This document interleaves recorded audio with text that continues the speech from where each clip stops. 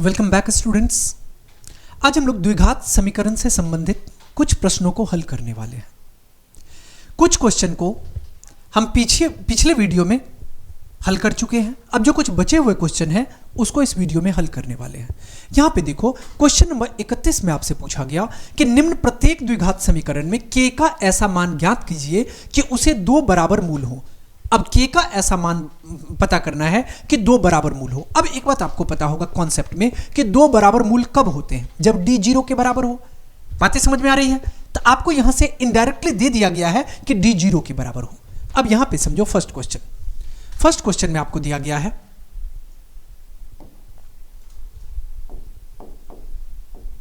दो x square plus के x और प्लस 3 बराबर कितना आ जाएगा, 0 के।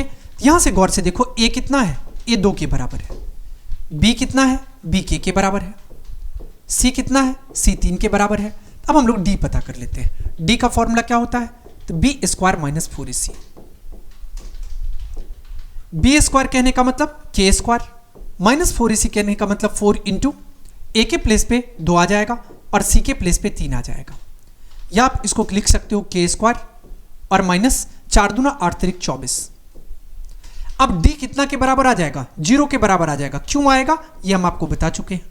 अब d आ गया कितना, 0 के बराबर। तो हम लोग लिख सकते हैं k स्क्वायर बराबर हो जाएगा, इस तरफ लेकर के आएंगे तो प्लस 24 के बराबर आ जाएगा। मतलब k कितना आ गया, ये कितना आ गया, प्लस 24। तो k बराबर आपको आ जाएगा रूट अंडर 24। अब रूट अंडर 24 कहने का मतलब 2 से 12 आ जाएगा, 2 से 6 करेंगे, 2 से 3 आएगा, 3 आ जाएगा। तो 2 दूना 4 दूना 8 तिरिक 24, 24 आ गया। या आप इसको ऐसे भी लिख सकते हो 2 रूट 6। के किसके बराबर आ गया, तो 2 रूट 6 के बराबर आ गया। ओके, अब हम लोग चलते हैं सेकेंड क्वेश्चन को सॉल्व करते हैं। सेकेंड क्वेश्चन में आपको दिया गया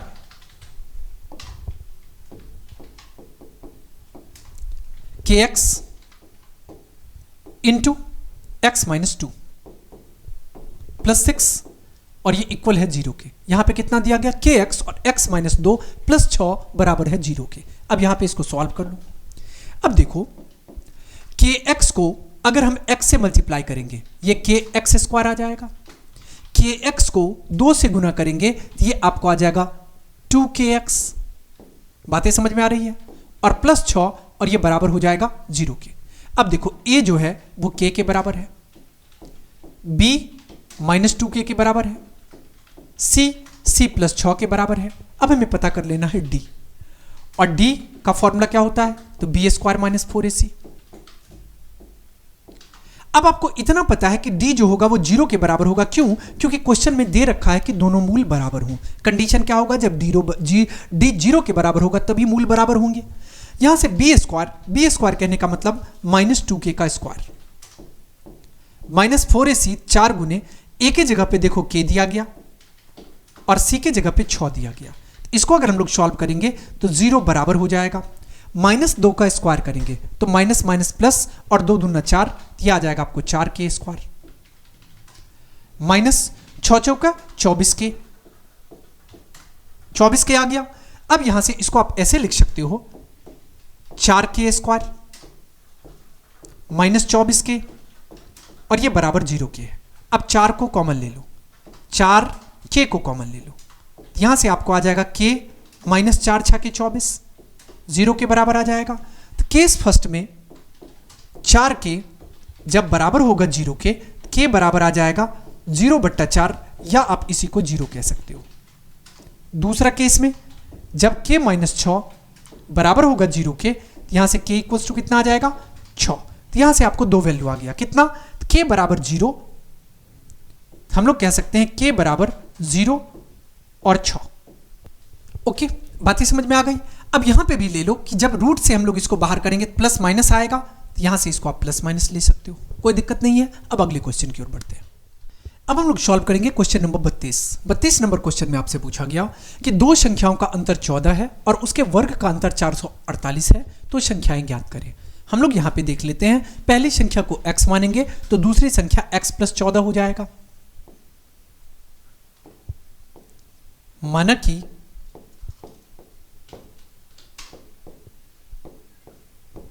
पहली संख्या बराबर x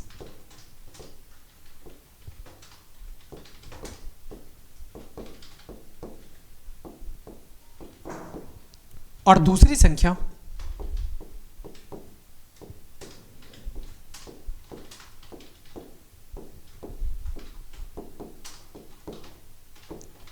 बराबर हो जाएगा, कितना का अंतर है 14 का, इसको आप x प्लस 14 कर लो।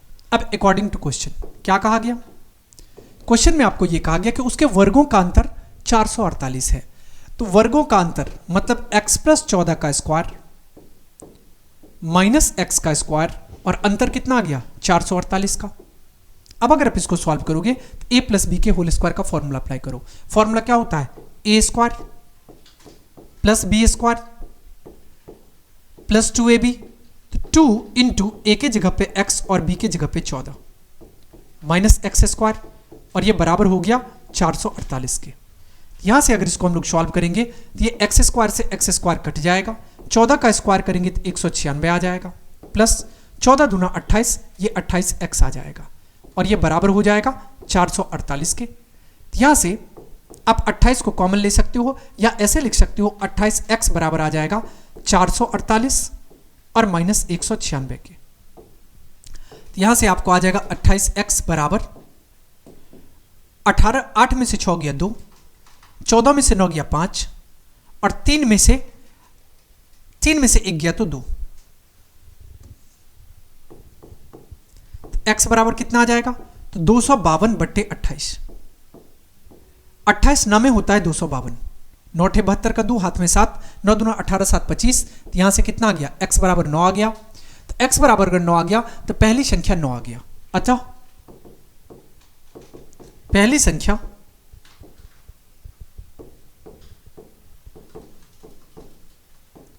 बराबर 9 और दूसरी संख्या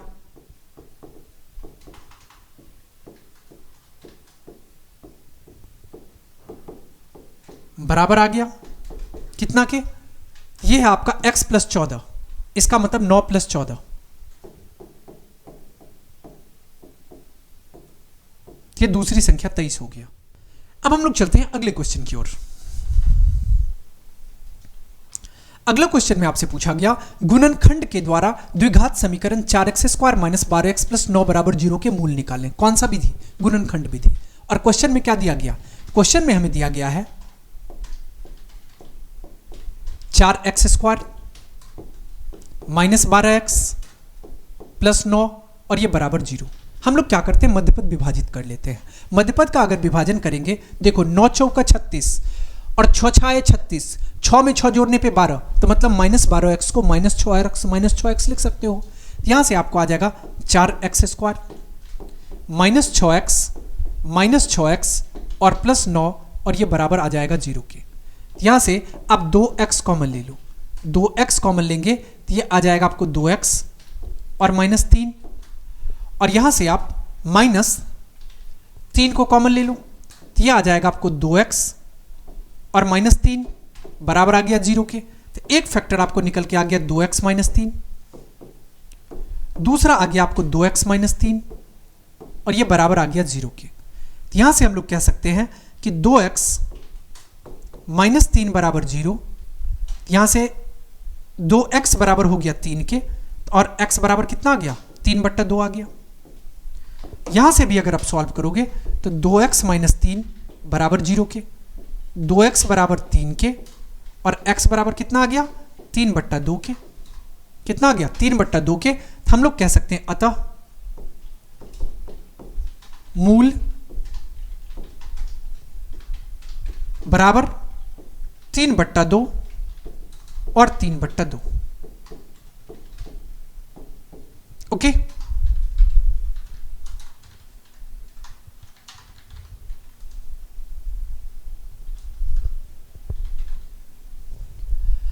अब हम लोग चलते हैं अगले क्वेश्चन की ओर। अगला क्वेश्चन में आपसे पूछा गया कि क्या परिमाप 80 मीटर तथा क्षेत्रफल 400 मीटर स्क्वायर के एक पार्क को बनाना संभव है, यदि है तो उसकी लंबाई और चौड़ाई ज्ञात करिए। पहले तो आपसे पूछा गया कि बना पाना पॉसिबल है या नहीं, अगर है तब आपको लंबाई और चौड़ाई पता करना है। कैसे पता करेंगे, यहां पे देखो परिमाप हमें कितना दिया गया, तो परिमाप हमें दिया गया है 80 मीटर। तो हम लोग मान लेते हैं, लंबाई और चौड़ाई की बात है ना, तो एक को आप x मान लो और एक को आप y मान लो। माना कि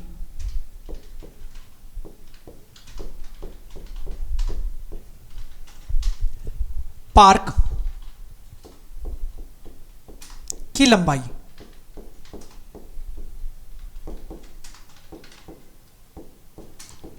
बराबर x मीटर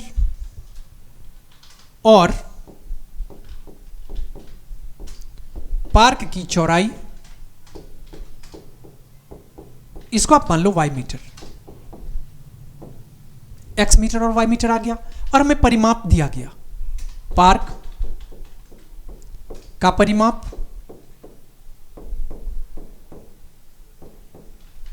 ये कितना दिया गया, 80 मीटर दिया गया। अब एक बात बताओ कि पार्क का परिमाप, इसका फॉर्मूला क्या होता है, आयत का परिमाप बराबर 2 गुने लंबाई प्लस चौड़ाई,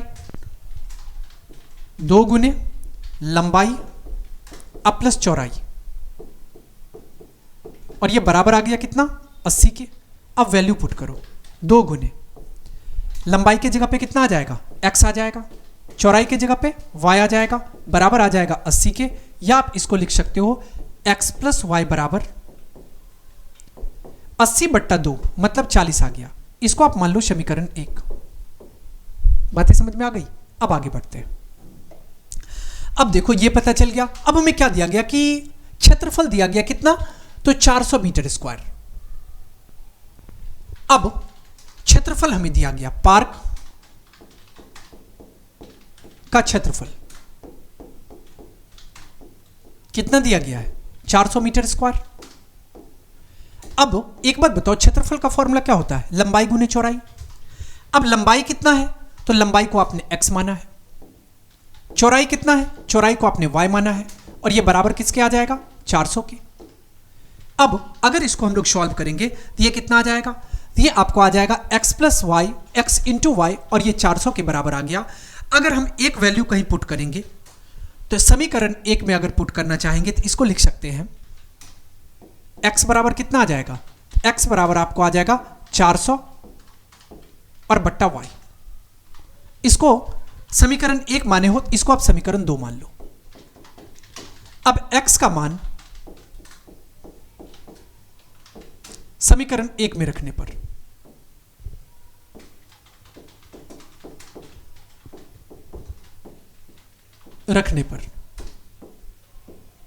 समीकरण 1 में रखेंगे तो क्या कह सकते हैं इसको हम लोग कह सकते हैं x के जगह पे कितना आ जाएगा, 400 बट्टा वाई प्लस वाई, और बराबर कितना आ जाएगा, 40 के। इसको 1 कर लो, y एलसीएम आ जाएगा। इसको हम लोग लिख सकते हैं 400 प्लस वाई स्क्वायर बराबर 40 के, या आप इसको ऐसे लिख सकते हो y स्क्वायर प्लस 400 और बराबर हो जाएगा किसके, 40y के। या आप इसको ऐसे लिख सकते हो y square minus 40y plus 400, और ये बराबर किसके आ जाएगा, 0 के। यहां से y को कॉमन ले लो, y को अगर कॉमन लेंगे तो ये आ जाएगा, अब सॉरी y को कैसे कॉमन ले सकते हैं, क्योंकि y तो 2 के पास ही है।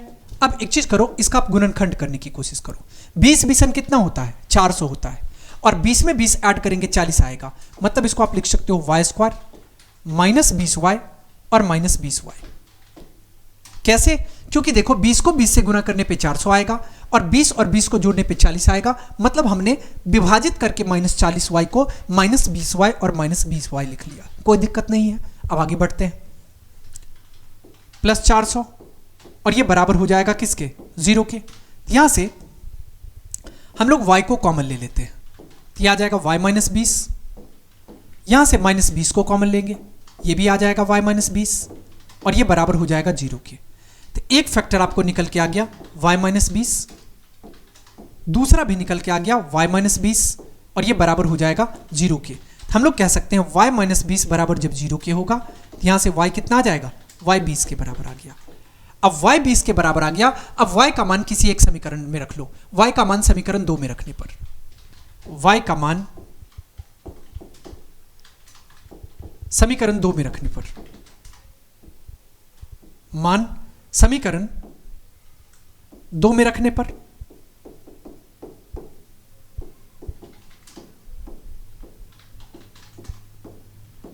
अब 2 में अगर हम लोग रखते हैं कितना आ जाएगा, ये आपको आ जाएगा 400 बट्टा वाई है, मतलब 400 बट्टा 20, एक्स बराबर कितना आ जाएगा 400 बट्टा 20, 20 20 400, ये भी कितना आ गया 20 आ गया। हमें क्वेश्चन में क्या पूछा गया था, क्वेश्चन में पूछा गया था लंबाई और चौड़ाई पता करो। हम लोग कह सकते हैं अतः पार्क की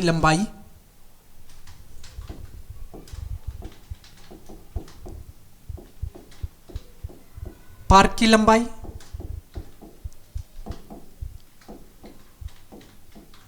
बराबर 20 मीटर और पार्क की चौड़ाई, मतलब आयताकार, मतलब यहां पे वर्गाकार पार्क है, पार्क की चौड़ाई ये भी आ गया आपको 20 मीटर। कैसा है, ये आपको वर्गाकार पार्क है, 20 मीटर और 20 मीटर आ गया। ओके, अब हम लोग चलते हैं अगले क्वेश्चन की ओर। ये तो आपको आ गया, गुणनखंड विधि से आपने इसको हल कर लिया।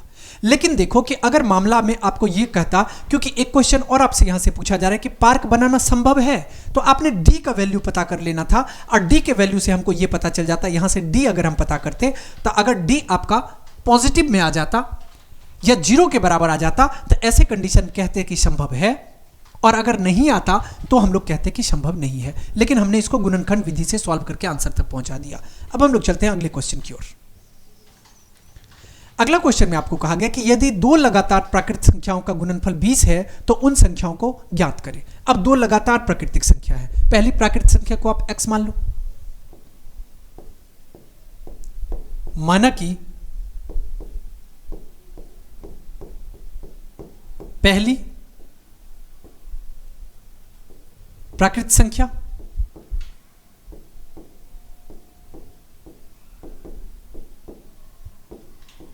बराबर x, क्रमशः दूसरी प्राकृतिक संख्या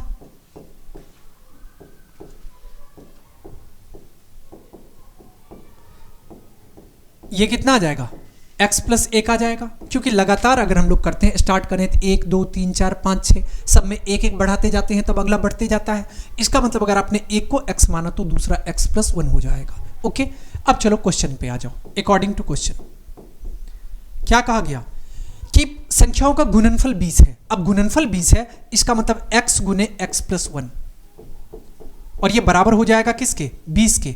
अब इसको गुना करो, x से x को गुना करेंगे x स्क्वायर आएगा, ये x आ गया, और बराबर कितना आ जाएगा 20 के। या आप इसको ऐसे भी लिख सकते हो x स्क्वायर प्लस x और माइनस 20 बराबर 0 के। 5 चौका 20 होता है, 5 में से 4 माइनस करने पे 1 आता है, मध्य पद को विभाजित कर लो, x square plus 5x minus 4x और माइनस 20, और ये बराबर हो जाएगा 0 के। यहां से आप x को कॉमन ले लो, x को कॉमन लेंगे तो ये आ जाएगा आपको x प्लस 5, माइनस 4 को कॉमन ले लोगे तो ये आ जाएगा आपको x माइनस माइनस प्लस 5, और ये बराबर आ जाएगा 0 के। यहां से हम लोग कह सकते हैं एक फैक्टर निकल के आ गया x प्लस 5, दूसरा निकल के आ गया x माइनस 4 बराबर आ गया 0 के। जब x प्लस 5 बराबर होगा 0 के तो x बराबर माइनस 5 आ जाएगा, और प्राकृतिक संख्या कभी ऋणात्मक नहीं हो सकती। प्राकृतिक संख्या ऋणात्मक नहीं होगी।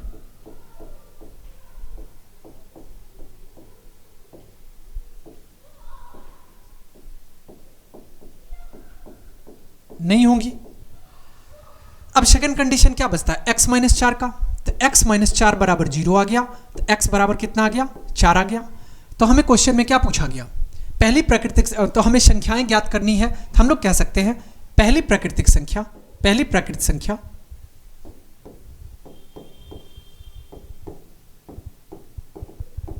बराबर 4 और दूसरी प्राकृतिक संख्या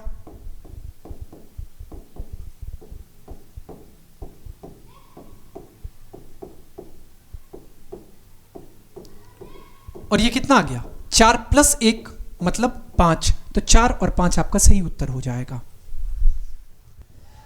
अब हम लोग चलते हैं अगले क्वेश्चन की ओर।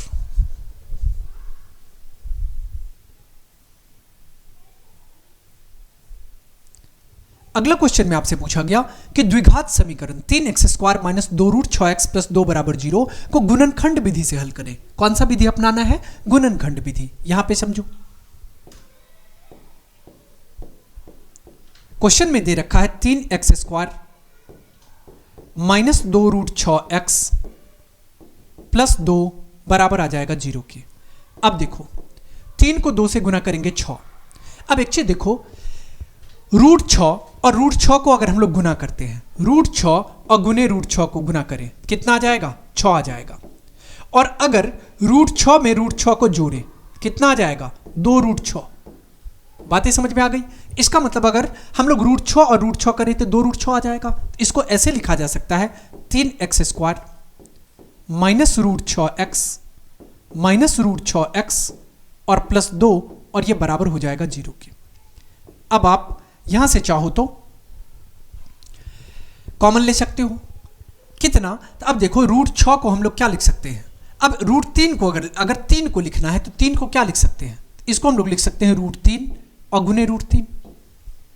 अब √3 गुने √3 करेंगे तो 3 आ जाएगा। तो इसको आप ऐसे लिख लो। हम लोग यहां से क्या करते हैं, अब √6 को क्या लिख सकते हैं? तो √3 गुने √2 लिख सकते हैं। √6 को क्या लिख सकते हैं? इसको लिख सकते हैं √3 अगुने √2। अब यहां पे कॉमन लेने के बारे में सोचो। यहां पे देखो कि √3 इसके पास भी है, √3 इसके पास भी है। देखो दोनों के पास √3 है। अगर √3 दोनों के पास है तो √3 को कॉमन ले लेते हैं। अगर √3 को कॉमन लेते हैं तो यहां पे कितना आ जाएगा? तो इसके पास बच जाएगा √3x और इसके पास बच जाएगा √2x माइनस। अब एक चीज देखो, √6 है, इसको रहने दो।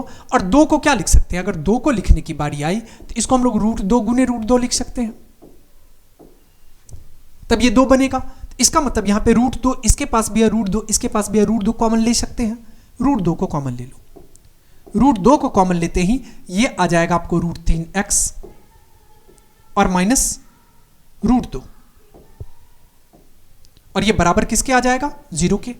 यहां से देखो, इसको पहले साइड कर लो, ये बस आपको समझाने के लिए बताया गया था। अब इसको अगर हम लोग सॉल्व करेंगे तो ये आपको आ जाएगा √3x और माइनस √2x और एक गुणनखंड क्या आ जाएगा? √3 और माइनस √2। ओके, यहां से जब हमने इसको लिया था तो कितना आ गया? तो यहां से √3 लिए थे तो ये कितना आ जाएगा? एक चीज करो, आप √3x को कॉमन ले लो। यहां से √3x को कॉमन लेंगे तो ये कितना आ जाएगा? तो ये हमारे पास आ जाएगा √3x, क्योंकि x² है और यहां पे x नहीं आएगा। यहां से x को हटा लो।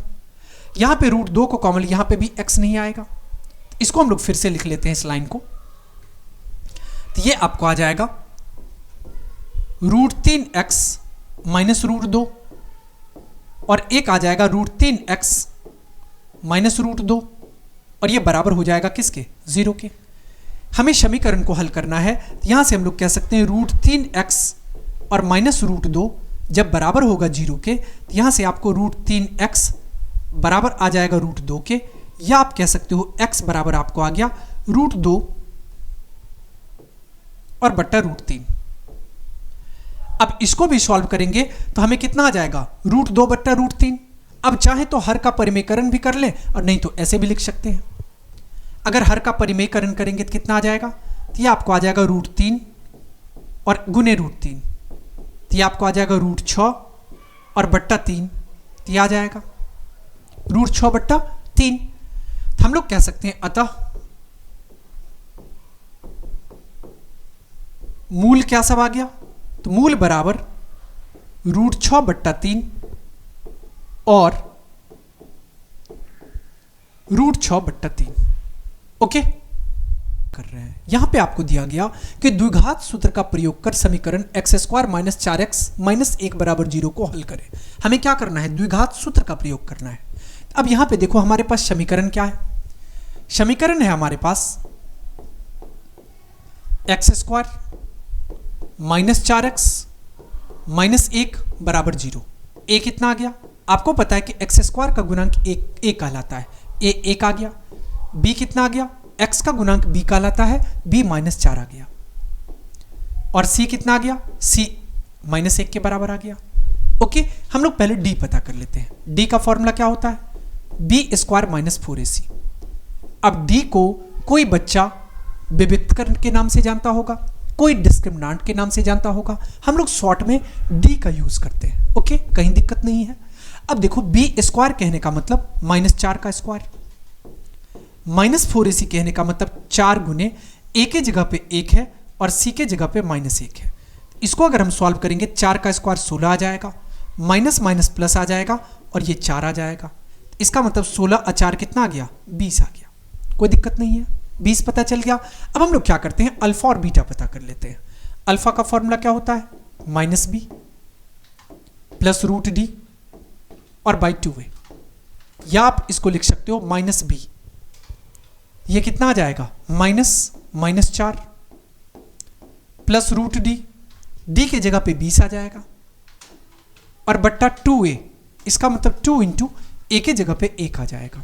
इसको हम लोग यहां से लिख सकते हैं माइनस माइनस प्लस 4 आ जाएगा, प्लस रूट 20 और बट्टा कितना? अब एक बात बताओ, रूट 20 को अगर हम लोग गुणनखंड के लिखें तो इसको क्या लिख सकते हैं? 2 दूना 4 पंचे 20 और बट्टा कितना आ जाएगा? 2 आ जाएगा। अब इसको आप ऐसे लिख लो, 4 अब प्लस 2 रूट 5 कह सकते हैं, बट्टा 2। 2 को आप कॉमन लो, 2 को अगर हम लोग कॉमन लेंगे तो ये आपको आ जाएगा 2 प्लस रूट 5 बट्टा 2। तो 2 से 2 कट गया, यहां से आपको आ गया 2 प्लस रूट 5। बातें समझ रहे हो? अब हम लोग चलते हैं बीटा फाइंड कर लेते हैं। बीटा का फॉर्मूला क्या होता है? तो minus B minus root D और बाई 2a। माइनस बी कहने का मतलब यहां पे कितना आ जाएगा? तो minus minus 4 minus 4 minus root D मतलब रूट अंडर 20 और बट्टा 2a। इसका मतलब 2 गुने ए के जगह पे कितना है? 1 है, 1 आ जाएगा। तो इसको हम लोग लिख सकते हैं 4 माइनस, अब गुणनखंड करो तो 2 दूना 4 पंचे 20 बट्टा 2। इसको कह सकते हैं 4 माइनस 2 रूट 5 और बट्टा 2। 2 कॉमन ले लो तो आ जाएगा 2 माइनस रूट 5 बट्टा 2। 2 से 2 कट गया तो यहां से कितना आ जाएगा? 2 माइनस रूट 5। तो अब अल्फा कितना आ गया? 2 प्लस रूट 5 और बीटा कितना आ गया? 2 माइनस रूट 5। और यही आपका हल हो गया, जिसको अल्फा बीटा कहें या मूल कहें। ओके, अब हम लोग चलते हैं अगले क्वेश्चन की ओर। द्विघात सूत्र का प्रयोग कर समीकरण 3x square minus 4x plus 1 बराबर 0 का हल निकालें। अब द्विघात सूत्र का प्रयोग करना है और समीकरण हमें क्या है? 3x स्क्वायर माइनस 4x और माइनस 1 और ये बराबर 0 के है। a कितना आ गया? a 3 के बराबर। b कितना आ गया? माइनस 4 के बराबर। c कितना आ गया? माइनस 1 के बराबर। Okay, 3x square minus 4x और माइनस 1 बराबर 0।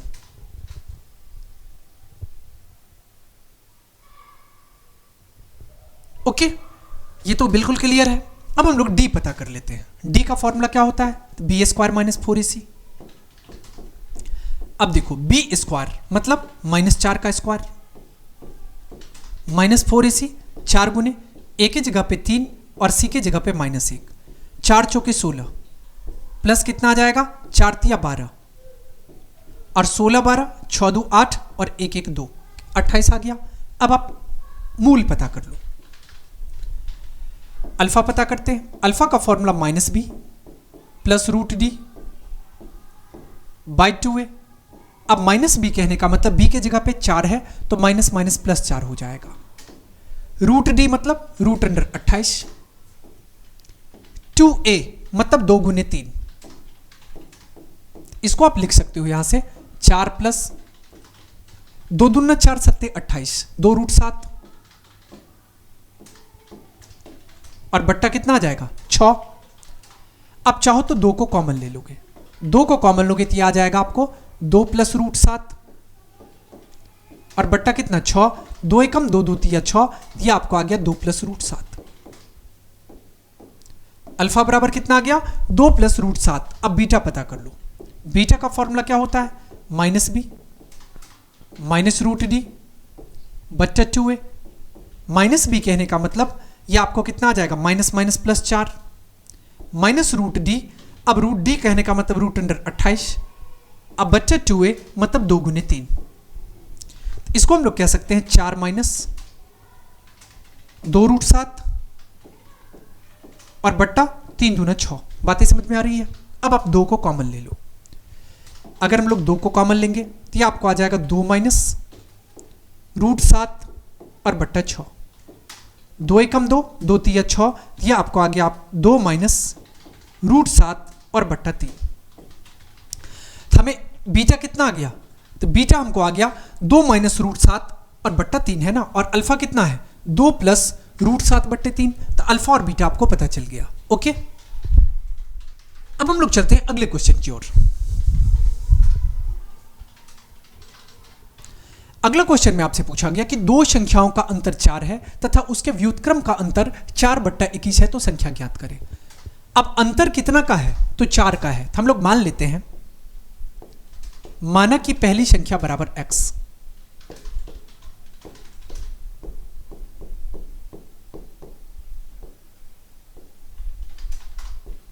पहली संख्या बराबर x और दूसरी संख्या को मान लो आप और दूसरी संख्या। क्वेश्चन में कहा गया कि 4 का अंतर है, तो दूसरी संख्या को x प्लस 4 मान लो, कोई दिक्कत नहीं है। अब अकॉर्डिंग टू क्वेश्चन कहा गया कि उसके व्युत्क्रम का अंतर 4/21 है। अब व्युत्क्रम कहने का मतलब 1/x माइनस 1/x प्लस 4, और ये अंतर कितना का दिया गया 4/21 का।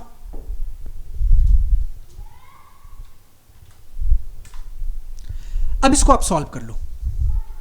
अगर इसको हम लोग सॉल्व करते हैं तो लघुत्तम कितना आ जाएगा x गुने x प्लस 4। x से x को आप काट लो, x प्लस 4 आ जाएगा, माइनस x प्लस 4 से x प्लस 4 कट जाएगा, x आ जाएगा, और ये बराबर आ गया 4/21 के। ये कट गया, इसको हम लोग लिख सकते हैं 4/x को x से गुना करेंगे x², 4 को x से गुना करेंगे 4x, और ये बराबर आ जाएगा कितना 4/21 के। अब चाहो तो 4 से 4 को भी काट सकते हो, नहीं तो ऐसे कर लो, 4 गुने 21 बराबर आ जाएगा 4 गुने x² प्लस 4x के। 4 से 4 को कट कर देंगे तो यहां से हमें मिल गया x² प्लस 4x बराबर 21, या आप इसको लिख सकते हो x² प्लस 4x माइनस 21 बराबर हो जाएगा 0 के। ओके, 7 या कितना होता है 21, 7 में से 3 माइनस करेंगे 4 आ जाएगा। हम लोग गुणनखंड विधि से इसको हल कर लेते हैं। x² 7x माइनस 3x और माइनस 21 बराबर हो जाएगा 0 के। यहां से आप x को कॉमन ले लो, x को अगर हम लोग कॉमन लेंगे तो यह आ जाएगा x प्लस 7, माइनस 3 को कॉमन ले लो यह आ जाएगा x प्लस 7, और बराबर आ जाएगा किसके 0 के। एक फैक्टर आपको निकल के आ गया x प्लस 7, दूसरा फैक्टर निकल के आ गया x माइनस 3 बराबर आ गया 0 के। अब हम लोग यहां पे समझते हैं कि जब x प्लस 7 बराबर होगा 0 के, x बराबर कितना आ जाएगा -7। अब x -7 आ गया। क्वेश्चन में आपसे क्या पूछा गया था, अब संख्या ये ऋणात्मक आ गया, इसको ये लेना असंभव है, असंभव, इसको आप नहीं ले सकते। और जब x -3 बराबर होगा 0 के, x बराबर कितना आ जाएगा +3, ये आपका सही आंसर आ गया x बराबर 3। तो क्वेश्चन में हमसे क्या पूछा गया था? पूछा गया था पहली संख्या और दूसरी संख्याएं ज्ञात करें। तो हम लोग कह सकते हैं पहली संख्या बराबर 3, अतः पहली संख्या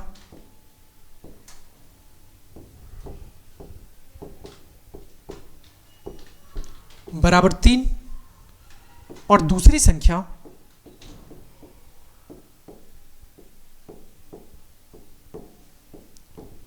बराबर कितना आ जाएगा? 3 अब प्लस 4, क्योंकि 4 बड़ी थी तो ये कितना आ जाएगा? 7 आ जाएगा। तो 3 और 7 आ गया। ओके, इसके साथ ही ये हमारे एक्सरसाइज का लास्ट क्वेश्चन था। ये सेट कंप्लीट हो गया। लास्ट तक बने रहने के लिए आप लोगों का बहुत बहुत धन्यवाद।